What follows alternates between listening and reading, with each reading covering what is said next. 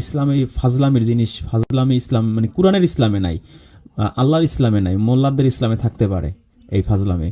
9:28 সেই ইমানদারগণ নিশ্চয়ই মুশরিকরা নাপাক, সুতরাং তারা যেন মসজিদুল হারামের নিকটবর্তী না হয় তাদের এই বছরের পরে। তো যারা মুশরিক এরা আসলে এদের তো নফস তো আসলেই নাপাক। পাক তো থাকবে সেই যে আসলে এক লা ইলাহা ইল্লাল্লাহতে বিশ্বাসী, তার নফস আস্তে আস্তে পরিশুদ্ধ হতে পারে যদি সে আল্লাহর আদেশ নিষেধগুলো মেনে চলতে থাকে, মুত্তাকি হওয়ার চেষ্টা সাধনায় রত হতে থাকে। যার নফসের মধ্যে হচ্ছে সে আল্লাহকেও মানে, মোল্লাকেও মানে, আল্লাহকেও মানে, ঠাকুরকেও মানে, আল্লাহকেও মানে, পাদ্রীকেও মানে, আল্লাহকেও মানে, রাবাইকেও মানে, সাথে ইলা 3 4 5 6 10 জন। তো এ আসলে তার নফস হচ্ছে অপবিত্র, সে পবিত্র জীবনেও হবে না। ওই উজু করে পবিত্র হওয়া যায় না, পবিত্র হইতে হলে তাওহীদবাদী হইতে হয়।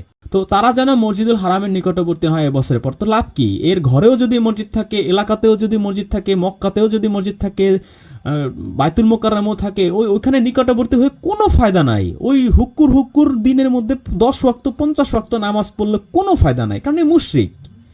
1000 কোরআন পড়ে, 1000 নামাজ পড়ে এ তো জীবনে নফসে মুতমাইন্না কোনোদিনও করতে পারবে না। তোর যাওয়ারই দরকার নাই, আল্লাহ বলে দিছে ভাই তোর লাভটা কি, নিকটবর্তী হইস না তুই। 9:107 আর যারা মসজিদ বানিয়েছে ক্ষতি সাধন, কুফরি ও মুমিনদের মধ্যে বিভেদ সৃষ্টির উদ্দেশ্যে। এইবার আসেন, তাকান চারদিকে।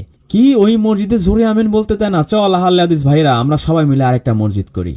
কি অমুক গ্রামে ওই বাড়িতে আমাদের মসজিদে আমাদের সাথে একটু ওইরকম করছে, সেরকম করছে, এই আমাদের বাড়িতে আমরা হাওলাদাররা আমরা আলাদা মসজিদ বানাবো। চৌধুরী বাড়ির মসজিদে আর নামাজ পড়তে যাবো না, ভুইয়া বাড়ির মসজিদে আর নামাজ পড়তে যাবো না, মিয়া বাড়ির মসজিদে আর নামাজ পড়তে যাবো না, তালুকদার বাড়ির মসজিদে আর নামাজ পড়তে যাবো না, আমরা আলাদা করি। তো এই যে বিভেদ সৃষ্টি হয়, মাসলা মাসাল নিয়ে বিভেদ সৃষ্টি। ওরা আহলে হাদিস, আমরা সুন্নি, ওরা শিয়া, আমরা হানাফি, ওরা হানাফি, আমরা শাফি, এরকম। এই যে হানাফি, শাফি, মালিকি, হামলি, এখন তো এদের কোনো বিভেদ দেখেন না। আহলে হাদিস আসার পরে সবাই এক হয়ে গেছে, বুঝছেন? ওই যেমন ওই আওয়ামী লীগ যখন ছিল তখন জামাত, শিবির, বিএনপি সব এক হয়ে গেছে। আবার এখন আওয়ামী লীগ চলে গেছে, এখন আবার বিএনপি জামাত মারামারি শুরু হয়ে গেছে, এরকম আর কি। তো সব এক হয়ে গেছে। আগে কি ছিল? এখন আহলে হাদিস আসার পরে হানাফি, শাফি, মালিকি, হামলি এক হয়ে গেছে। আগে কি ছিল? আগে আপনি ইতিহাস পড়ে দেখেন, হানাফি যারা মাযহাব যারা মানতো, শাফি মাযহাবের লোকজন তাদের বাড়ি মেয়ে বিয়ে দিত না, এত দা কুমড়া সম্পর্ক ছিল। এখন যেমন আহলে হাদিসের সাথে হানাফিদের দা কুমড়া সম্পর্ক, তখন এই হানাফির সাথে শাফি, শাফির সাথে মালিকি, মালিকির সাথে হামলির এরকম দা কুমড়া সম্পর্ক ছিল। আপনারা অনেকেই হয়তো জানেন যারা আমাদের ভিডিও রেগুলার দেখেন, এই যে কাবা ঘর সৌদি আরবের 4 ভাগ করে দেওয়া হয়েছিল, 500-600 বছর এরকম ছিল।